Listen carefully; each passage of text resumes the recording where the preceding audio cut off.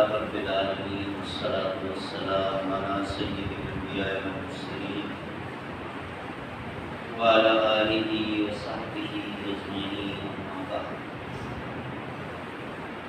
أعوذ بالله السميع العليم من الشيطان الرجيم بسم الله الرحمن الرحيم يا أيها الذين آمنوا إن تنصروا الله ينصركم ويثبت أقدامكم والذين كفروا فتعسا لهم وأضل أعمالهم ذلك بأنهم كرهوا ما أنزل الله وأحبط أعمالهم. سورہ محمد کی آیت نمبر 7 اور 8. رب العالمین نے ارشاد فرمایا یا ایھا الذین آمنوا اے ایمان والو ان تنصروا اللہ اگر تم نے اللہ کی مدد کی ینصرکم اللہ تمہاری مدد کرے گا ویثبت اقدامکم اور تمہیں ثابت قدم کر دے گا والذین کفروا اور جو لوگ کافر ہوں گے جو نافرمانی کریں گے فتحسن لهم ان کے لیے تباہی ہے وَأَضَلَّ أَعْمَالَهُمْ اور اگر انہوں نے کوئی اچھے اعمال کیے بھی ہوں گے تو اس کفر کی وجہ سے وہ سارے کے سارے ضائع ہو جائیں گے. ذَلِكَ بِأَنَّهُمْ كَرِهُوا مَا أَنزَلَ اللَّهُ یہ سزا اس لیے کہ انہوں نے اللہ کے احکام کو اچھا نہیں جانا ان سے نفرت کی. فَأَحْبَطَ أَعْمَالَهُمْ تو اللہ تعالیٰ نے ان کے تمام اعمال ضائع کر دیے. اس آیت میں کئی اصول بیان کیے گئے ہیں. پہلی بات یہ ہے کہ ان تنصروا اللہ ینصرکم تم اللہ کی مدد کرو اللہ تمہاری مدد کرے. اچھا اللہ کی مدد یا ہم لفظی ترجمہ کر رہے ہیں ورنہ اللہ کو کسی کی ضرورت نہیں ہے. ہم ہر رکعت میں پڑھتے ہیں اللہ الصمد اللہ بے نیاز ہے. بات صرف اتنی سی ہے وہ جو حدیث ہے کہ اللہ تعالیٰ بندے سے فرمائے گا کہ میں بیمار تھا تم نے میری تیمارداری نہیں کی, میں بھوکا تھا تم نے مجھے کھانا نہیں کھلایا. تو بندہ پریشان ہو جائے گا کہے گا اللہ آپ اور بیماری آپ تو سب کو شفا دینے والے آپ کیسے بیمار ہوئے آپ کو کیسے بھوک لگ گئی آپ تو سب کو رزق دینے والے. تو جواب آئے گا کہ ہاں میں بتاتا ہوں وہ میرا فلاں بندہ تمہارے پڑوس میں تمہارے حلقہ احباب میں وہ بیمار تھا اور تمہیں پتہ چل گیا تھا. اگر تم اس کی تیمارداری کرنے جاتے عیادت کرنے جاتے تو میں سمجھتا تم میری عیادت کرنے آئے. وہ میرا فلاں بندہ اس پر فاقہ آ گیا تھا, غربت اتنی آ گئی تھی اس کے پاس کھانے کو نہیں تھا. تم اگر جا کر اس کو کھانا دے دیتے تو یہ ایسے ہی تھا جیسے تم نے مجھے کھلایا. یعنی اللہ اپنے بندوں کے ساتھ اتنی محبت کرتا ہے. اب یہاں پر بات ان تنصروا اللہ کا مطلب اللہ کے دین کی مدد, اللہ کے فرما برداروں کی مدد. پچھلی آیت میں ہم نے بات کی تھی کہ حق کے ساتھ کھڑے ہو جاؤ, حق والوں کا ساتھ دو, حق والوں کی مدد کرو, حق والوں کے لیے قربانیاں دو. یہی بات یہاں بھی ہے ان تنصروا اللہ ینصرکم اللہ کے دین کی مدد. کس طرح؟ سب سے پہلی بات تو یہ ہے کہ اللہ کا دین سمجھے اور اس کو اپنی عملی زندگی میں نافذ کرے۔ اس کے بعد اللہ کا یہ دین دوسرے لوگوں تک پہنچائے، بہت بڑی ذمہ داری ہے۔ پچھلی امتوں اور امت محمد صلی اللہ علیہ وسلم میں جو امتیازات ہیں ان میں ایک امتیاز یہ بھی ہے کہ پہلے صرف ایک پارٹیکولر گروپ تبلیغ کیا کرتا تھا، نبی یا اس کے ساتھ چند مخصوص لوگ۔ لیکن اس امت کا ایک فرد، ضروری نہیں ہے کہ وہ کسی مدرسے کا سند یافتہ ہو، کسی یونیورسٹی کا کوالیفائڈ ہو، اس کو اتنی آیات آتی ہوں، اتنی احادیث یاد ہوں، تبھی نہیں۔ آپ نے فرمایا بلغوا انی ولو آیہ، ایک آیت، ایک حدیث، شریعت کا ایک مسئلہ بھی آپ کو اچھی طرح سمجھ آیا ہوا ہے تو آپ کا فرض ہے کہ دوسروں تک پہنچاؤ۔ جی اللہ تعالیٰ کے دین کی مدد ہے۔ اچھا، اس کا الٹیمیٹ ریزلٹ جو آئے گا وہ ریزلٹ تمہیں فائدہ دے گا کہ تمہارے آس پاس سارا ماحول اچھا ہو جائے گا، سارے دیندار لوگ ہوں گے، تو آپ کا اپنا معاشرہ، آپ کی اپنی کمیونٹی، آپ کی اپنی سوسائٹی وہ بہت اچھی ہو جائے گی، تمہیں سکون ملے گا۔ اللہ کے دین کی مدد یہ۔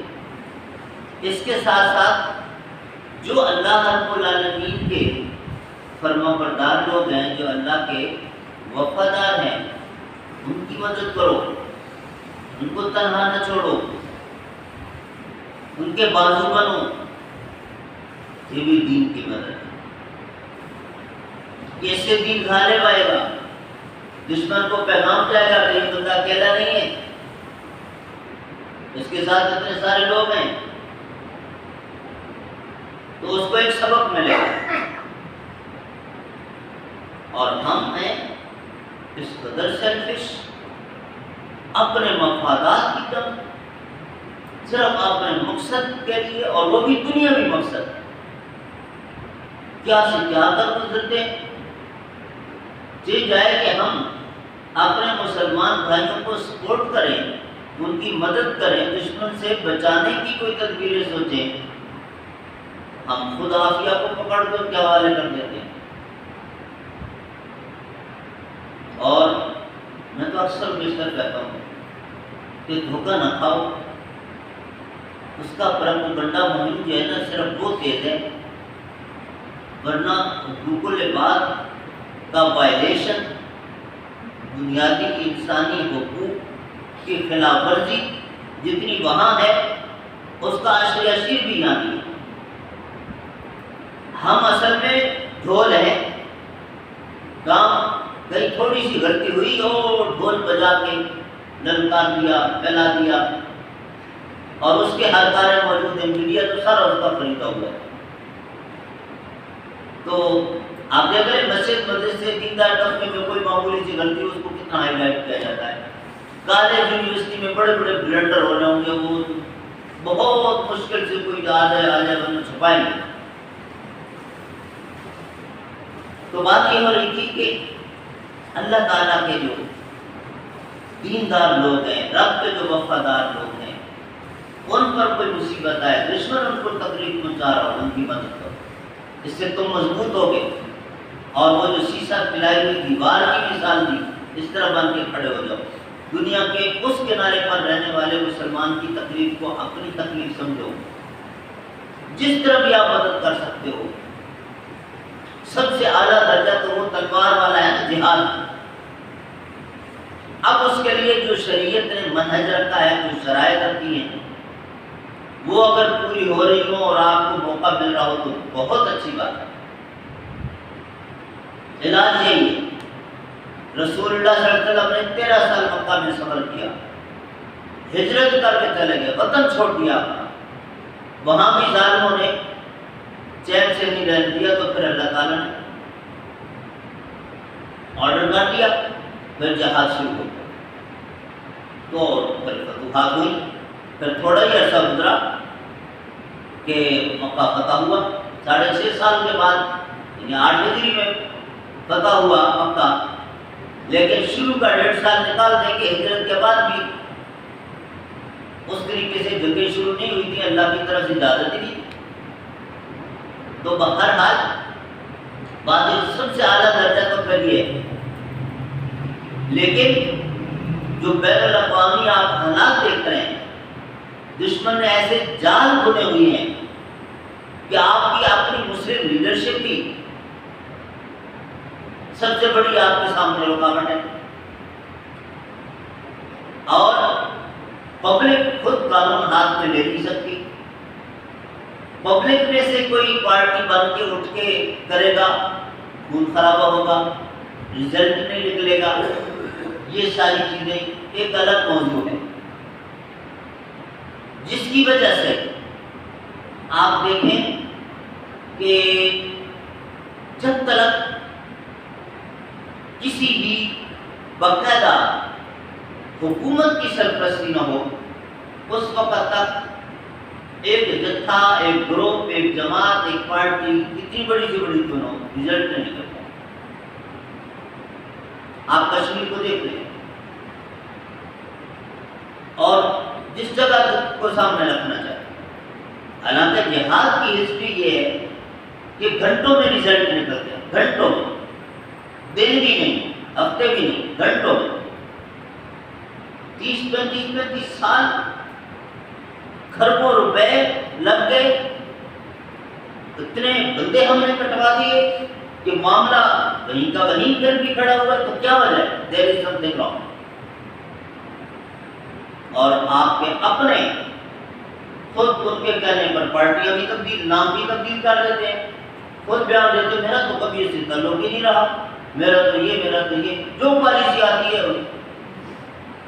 جہاد ہمیشہ آزاد ہوتا ہے، تاغوت کی چھتری کے نیچے جہاد نہیں ہوا کرتا، آزادی کے لیے ہوتا ہے اور خود بھی آزاد ہوتا ہے۔ جو جہادی تحریک کا امیر قائد وہ خود کسی کے ماتحت اس کے انسٹرکشن لیتا ہے، وہ جہاد نہیں۔ اس لیے مسلم لیڈرشپ یعنی حکومت باقاعدہ اسٹیبلشڈ گورنمنٹ، اسلامک اسٹیٹ، جب تک وہ آگے نہ بڑھے اس وقت تک وہ نتیجے نہیں نکلتے اور دنیا دیکھ سکتی۔ لیکن بہرحال اس کا انکار نہیں کر سکتے، سب سے اعلیٰ درجہ یہ ہے، دشمن کا علاج یہ ہے۔ اللہ نے اس وقت بتا دیا تھا کہ یہ لاتوں کے بھوت ہیں، اگر یہ نہیں ہو سکتا تو پھر جو باقی راستے ہمارے پاس ہیں وہ تو اختیار کریں نا۔ سب سے پہلے ان کی اکانومی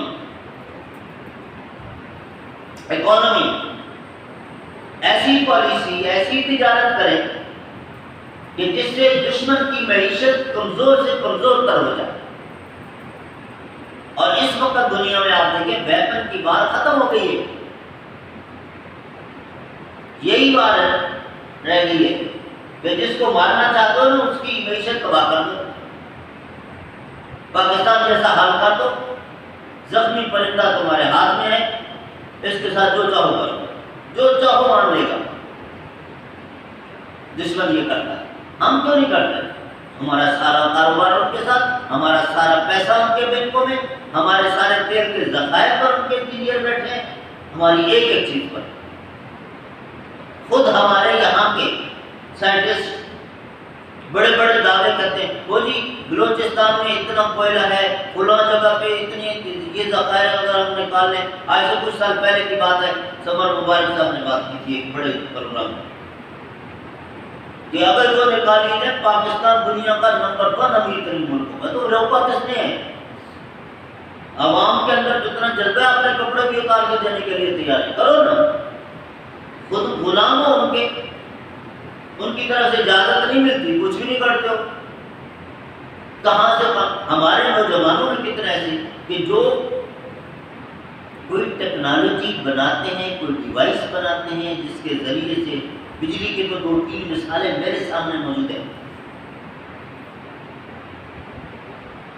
وہ لڑکے غائب کر دیے گئے، آئے گا ان کا پتہ نہیں کہاں گئے۔ پوری بلڈنگ کو انہوں نے بجلی فری کر دی تھی. آ گئی یہ ساری مشینری، بیٹھ کے ہاں جی ہمیں یہ بیچ دو، بولی لگانے لگ گئے، کروڑوں میں گئے. اس نے کہا نہیں، میرا اس میں شیئر ہوگا، میرے اپنے کنٹرول میں ہوگا، میں بیچوں گا نہیں، ضائع کر دوں گا اور تمہیں میں مفت میں دے دیتا اگر مجھے یقین ہوتا کہ میری قوم کو فائدہ ہو. تم نے آئی ایم ایف کے ساتھ معاہدہ کیا ہوگا کہ اتنے روپے پر یونٹ پہ تم نے لے کے جانا ہے ریٹ، لہٰذا میں نہیں دوں گا. یہ آج سے 10-15 سال پہلے کی بات، آج تک پیریڈ کب آئے گا. تو ہم تو یہ کرتے. تو بہرحال اکانومی ان کی پروڈکٹس کا بائیکاٹ کریں. یہ جو ہم برانڈ پر چلے گئے نا، برانڈڈ چیزیں ہی کھانی ہیں، برانڈڈ چیزیں ہی پہننی ہیں، برانڈڈ چیزیں ہی استعمال کرنی ہے، اور الٹیمیٹلی اس کا پھر ٹیکس ان کو جاتا ہے. تو ہم ان کو اور مضبوط کر رہے ہیں، اپنے دشمن کو خود مضبوط کر رہے ہیں. یہ ہم ہر بندہ کر سکتا ہے، نہیں کرتے. اس کے بعد دعا تو کر سکتے ہیں ہم غریب اپنے بھائیوں کے لیے جو ان کے ظلم سے تنگ ہیں، اور اس دشمن کے خلاف دعا وہ بھی نہیں ہوتی. ہر جگہ بیٹھ کر، تنہائی میں بیٹھ کر اللہ سے دعا کریں کہ ان ظالموں، ہم سے تو یہ بظاہر طاقتور ہیں لیکن تجھ سے تو طاقتور نہیں ہے، مگر اس کے لیے پہلے ہم خود مسلمان تو بنیں، ہمارے دلوں میں اسلام اترے تو صحیح، اسلام کی محبت، اسلام کا جذبہ اور اسلام کی غیرت یہ موجود تو ہو. میں آپ کو ایک بات بتاتا چلوں، ایک روایت میرے ذہن میں آ گئی. بنی اسرائیل قوم کا واقعہ، اللہ تعالیٰ نے فرشتوں کو بھیجا ایک بستی پر عذاب دے. اچھا فرشتے گئے، اب تو دیکھا کہ واقعتاً جو بتایا گیا تھا کہ سارے ہی گناہوں میں لتڑے ہوئے، بدکار، ظالم، غافل، باغی، سرکش. لیکن ایک بندہ ایسا تھا کہ جو دن رات اللہ کی عبادت میں لگا ہوا. فرشتوں نے اللہ سے پوچھا واپس جا کے، اللہ آپ کا آرڈر ہے کہ ساری بستی کو تباہ کر دو. ٹھیک ہے، لیکن وہاں تو ایک بندہ ایسا ہے جو بالکل تیرا دیوانہ ہے، ہر وقت تیری عبادت میں مصروف ہے، اس کا کیا کرنا ہے؟ تو وہ بھی مارا جائے گا اس میں، پوری بستی میں. تو آرڈر ملا پہلے اس کو، بعد میں دوسروں کو. کیوں؟ ہاں وہ خود کو عبادت کر رہا ہے، اس کی عبادت کی کیا ضرورت ہے؟ اس کے دل کے اندر ذرا غیرت نہیں ہے کہ اس کے سامنے اللہ کے قانون کو توڑا جا رہا ہے، اور کبھی وہ نہیں تڑپا کہ لوگوں سے کہے کہ تم لوگ کیا کر رہے ہو. یہ جو خاموش کا معاشائی ہے نا، یہ سمجھتا ہے میں اپنے طور پر ٹھیک ہوں تو بس میری ذمہ داری پوری ہو گئی، یہ بڑا مجرم ہے، پہلے اس کو تباہ کرو. تو اللہ یہ دیکھنا چاہتا ہے کہ ہمارے دل کے اندر اس اسلام کی، اللہ کے اس دین کی غیرت کتنی ہے. ایک اصول میں آپ کو پہلے بتا کے آیا ہوں پچھلے دروس میں کہ اللہ کے دوستوں کے ساتھ دوستی اور اللہ کے دشمنوں کے ساتھ دشمنی، وہ اصول ذرا ذہن میں رکھیں. اچھا بھائی سب کے تقدام، اللہ تعالیٰ تمہاری مدد کرے گا، تمہارے معاملات سارے آسان ہو جائیں گے، فتح، غلبہ، نصرت تمہارا مقدر بنے گی. اور اس کے بعد اگر کہیں ٹکراؤ ہو گیا تو اللہ تعالیٰ تمہارے قدم ثابت کر دے گا، تمہیں ہمت دے گا. باقاعدہ اگر جہاد ہو گیا پھر اللہ تمہارے ساتھ کھڑا ہوگا. اچھا اس کے ساتھ ساتھ دوسرا معنی بھی ہے کہ اگر آپ اللہ تعالیٰ کے دینی امور جس سے دین کی ترویج ہو رہی ہو، وہ علم کی ترویج ہے، علماء کی خدمت ہے، دینی مدارس کی سرپرستی ہے، مساجد کی سرپرستی ہے، غریب مسلمانوں کی سرپرستی ہے، اگر یہ تم کرنے لگ جاؤ گے یہ سب کے تقدام. اللہ تعالیٰ تمہیں ان نیکیوں پہ اور پکا کر دے گا اور کرتے چلے جاؤ گے، اور نتیجہ کر تمہارا نام اعمال، تمہارا دفتر، تمہاری فائل ان نیکیوں سے بھر جائے گی۔ اور اس کے بعد فرمایا والذین کفروا، اور وہ لوگ بھی اچھی طرح سن لیں کہ جو نافرمان ہیں، جو ہماری باتیں نہیں مان رہے، فتعسل لهم، تباہی کم قدر، بیڑا غرق ہو کے رہے گا ان کا، ایسی ٹھوکر۔ تعسل کا مطلب ہوتا ہے ٹھوکر کا کے منہ کے بل گرنا، یہ اس طرح گرے۔ وقتی طور پہ اللہ جو موقع مہلت دیتا ہے نا، اس کی وجہ سے یہ مزے کر لوں گے، لیکن وقت آئے گا کہ پھر کیسے الٹے منہ کے بل گریں گے۔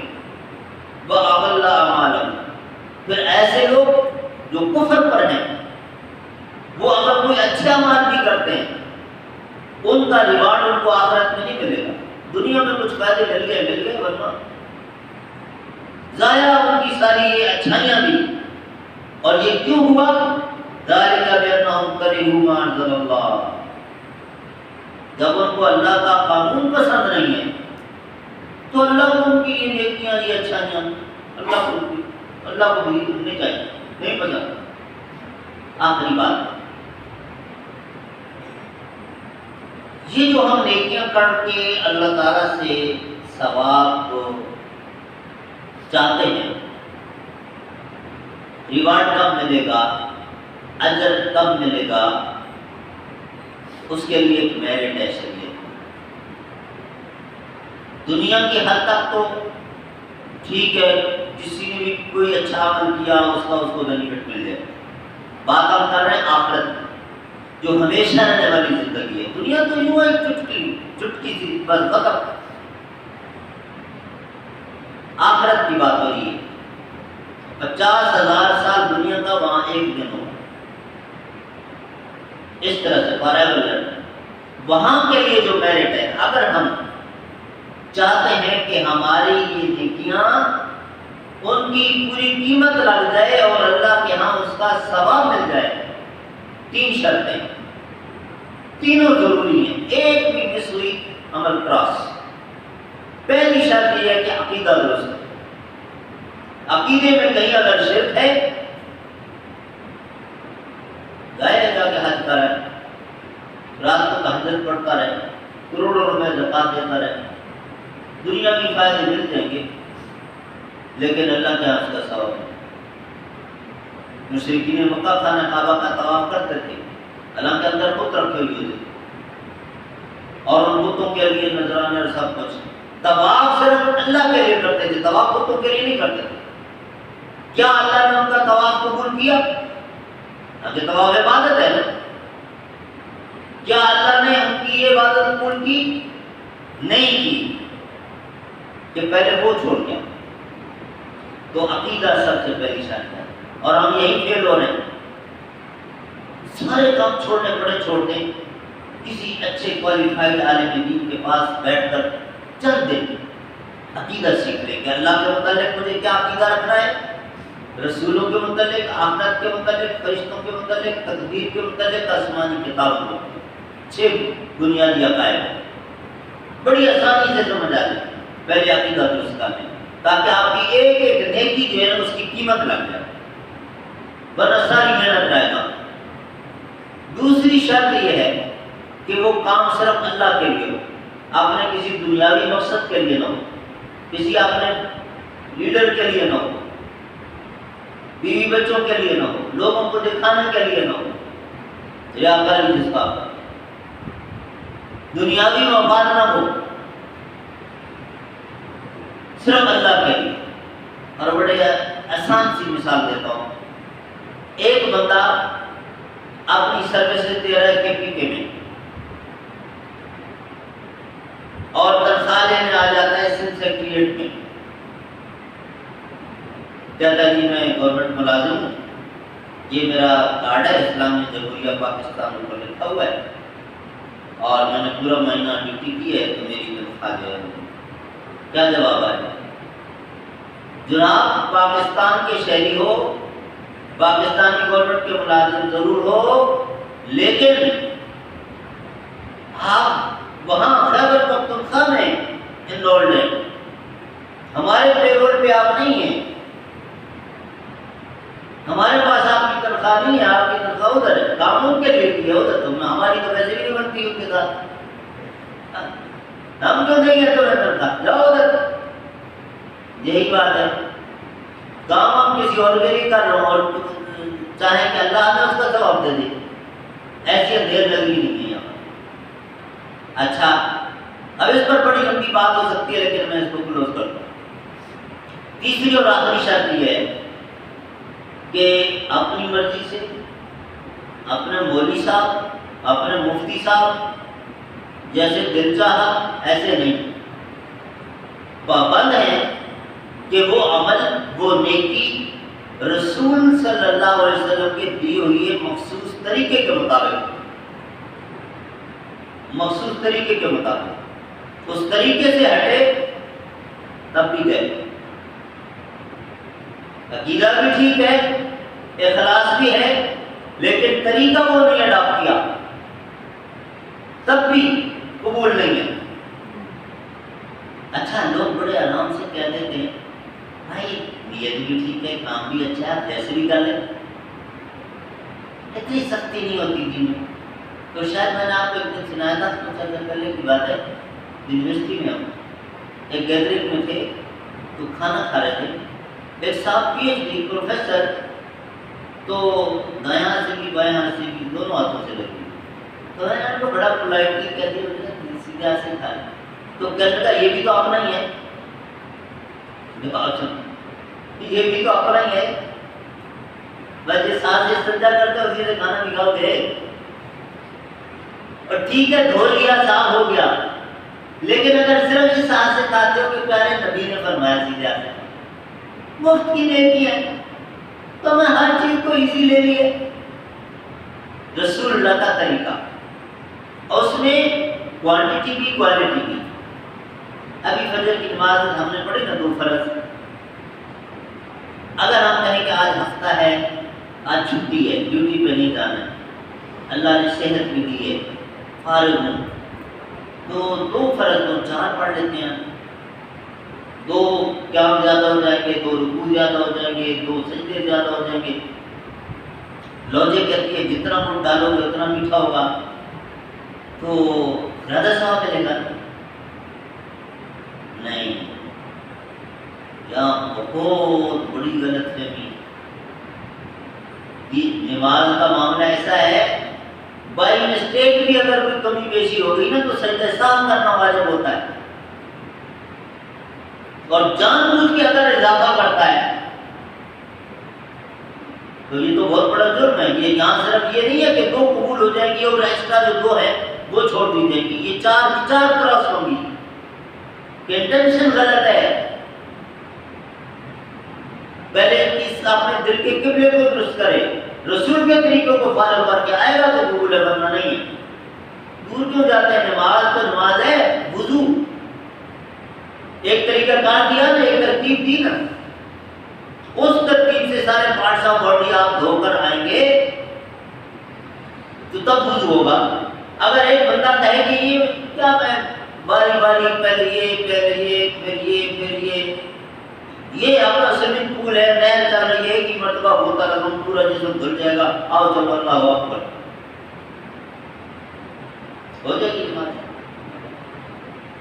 حالانکہ اس نے صرف یہ چلتا جا کے تو پورا جسم دھو کے آ رہا ہے، نہیں ہوگی نماز۔ جسم دھل گیا، فریش ہو گئے، لیکن جو طہارت اس نماز کے لیے شرط تھی وہ پوری نہیں ہے، کہ آپ نے نبی کا طریقہ نہیں اڈاپٹ کیا، نبی نے جس طریقے سے سکھایا تھا آپ نے اس طریقے سے نہیں کیا۔ 2 رکعتیں ان کو 4 یا 3 نہیں کر سکتے، وضو اس کی ترتیب آگے پیچھے نہیں کر سکتے، اسی طرح ایک عمل جب تک سنت کے مطابق میرٹ رسول کے طریقے کے مطابق نہیں ہے تو پھر ساری محنت ضائع گا۔ تو یہ 3 چیزوں کا خاص طور پہ خیال رکھیں۔ الحمدللہ بڑی اویئرنیس ہے مسلمانوں میں، نیکیاں کرنے کی کوشش کر رہے ہیں، نوجوان نسل الحمدللہ بہت آگے نکل آئی ہے، ان کو احساس ہو گیا ہے، لیکن یہ بنیادی چیز ہم مس کر رہے ہیں کہ پہلے یہ سیکھ لیں، عقیدہ ٹھیک ہو اور اخلاص ہو، اور پھر رسول کے طریقے کے مطابق، تاکہ ہماری یہ ایک ایک نیکی اللہ کے یہاں ویلیویبل ہو جائے اور ایکسیپٹیبل ہو جائے۔ اللہ رب العالمین ہم سب کو عمل کرنے والا بنائے۔ سبحان ربک رب العزت عما یصفون وسلام علی المرسلین والحمد للہ رب العالمین۔